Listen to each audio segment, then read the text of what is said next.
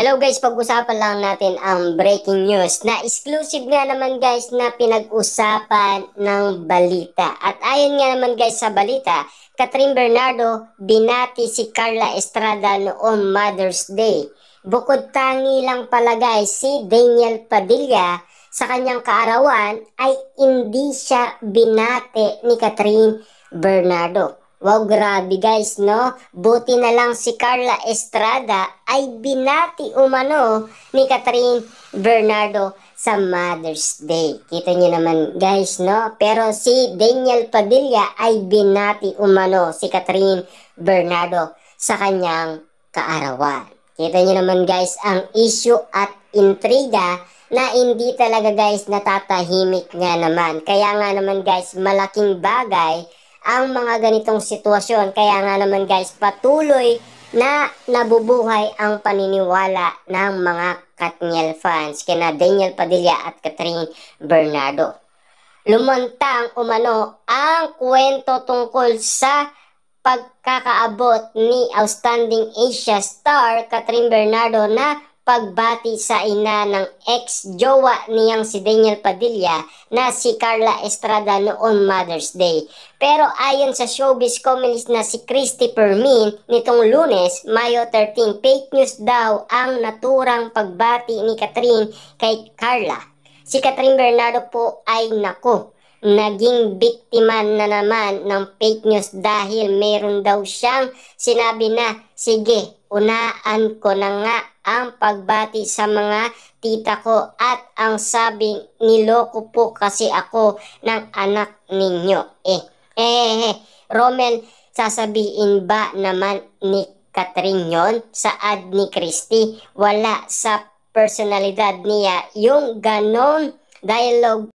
Sagot ng co-host niyang si Romel. Grabe nga naman kasi guys, tignan nyo naman, fake news lang pala. Oo nga naman guys, no? Paano nga naman sasabihin ni Catherine Bernardo yun? Diba? At siyempre, wala daw yun sa personalidad ni Catherine Bernardo. Kitang-kita naman natin kasi guys, nakakaiba na ang mga kinukuwento patungkol umano kay Catherine Bernardo. Kita nyo naman guys, no? Si Catherine po ay naging biktima na naman ng fake news dahil meron daw siyang sinabi na, sige, unaan ko na nga ang pagbati sa mga tita ko at ang sabi, niloko po kasi ako ng anak ninyo. Romel, sasabihin ba ni Catherine yon sa ad ni Christy? Wow, grabe guys, no? Ang lupit talaga ng mga fake news nga naman dahil kitang-kita naman natin guys na hindi talaga totoo. Akala nga naman natin guys, totoong-totoo na. Diba?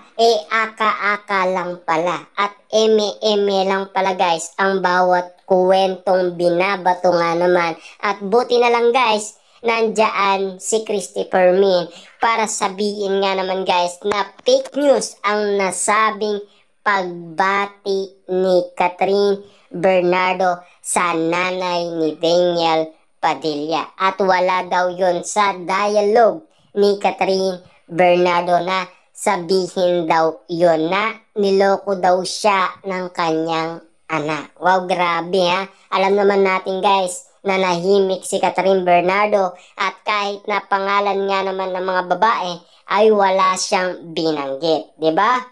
Kaya ang payo ng showbiz columnist, mag-ingat po tayo sa mga pamimili ng mga account na ating susubaybayan at tatanggapin sa ating kalooban. Marami raw kasing talagang kumakalat na taking social media account na nagpapanggap na mga maling balita. In fact, maging si Christy raw ay biktima nito. Gayon, maski isa raw ay wala naman siyang social media account. Matatandaan kinumpirma ni Daniel at Catherine ang kanilang iwalayan noong November 2023 sa pamamagitan ng post sa kanilang Instagram account. Alam naman natin yun guys, no? November 30, 2023 na ngayon ay 1 year na. Kitang-kita naman natin guys, no?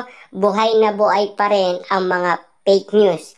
Buti na lang guys, sinasabi nga naman ni Christopher Min na mag-ingat po tayo sa pamimili nga naman guys ng mga bagay na pwede nating basahin at lalong-lalo na yung mga bagay na nagmemeke ng account. Kita nyo naman guys, no?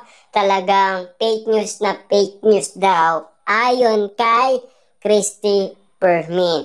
Yung pagbati nga naman ni Catherine Bernardo sa dating ex-boyfriend niyang si Daniel Padilla na kanyang nanay. Kita nyo naman guys, no? Fake news lang pala at hindi daw talaga totoong totoo. Kita nyo naman guys, kasi kahit na si Daniel Padilla ay hindi niya nga naman kasi binati. 'Di ba? Kitang-kita naman natin kasi guys na si Catherine Bernardo binati si Carla Estrada noong Mother's Day. Kita nyo naman guys.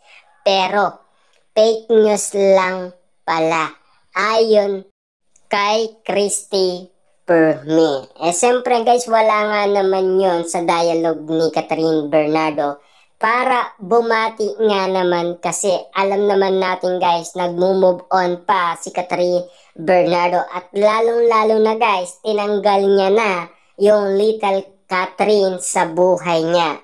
Paano pa nga naman niya maalala ang mga bagay na nakaraan na ayaw niya nang balikan pa. 'Di ba? Yan kasi guys ay sinabi niya na kay Boy Abunda. 'Di ba? Kung ano nga naman kasi guys ang mga sinasabi sa mga social media account na akala natin guys ay totoong totoo. Ibig sabihin, fake news lang pala lahat ng sinasabi na pagbati daw ni Catherine Bernardo sa nanay ni Daniel Padilla na si Carla Estrada noong Mother's Day nga naman. At kitang-kita naman natin guys na busy-busy si Catherine Bernardo noon. Alam naman natin marami nga naman guys trabahong ginagawa si Catherine Bernardo dahil nadadagdagan ang kanyang endorsement. Dahil kitang-kita naman natin guys, naging top 1 nga naman noon si Catherine Bernardo sa Instagram. Kitang-kita naman natin guys, no? Talagang malulupit nga naman ang mga fake news peddler.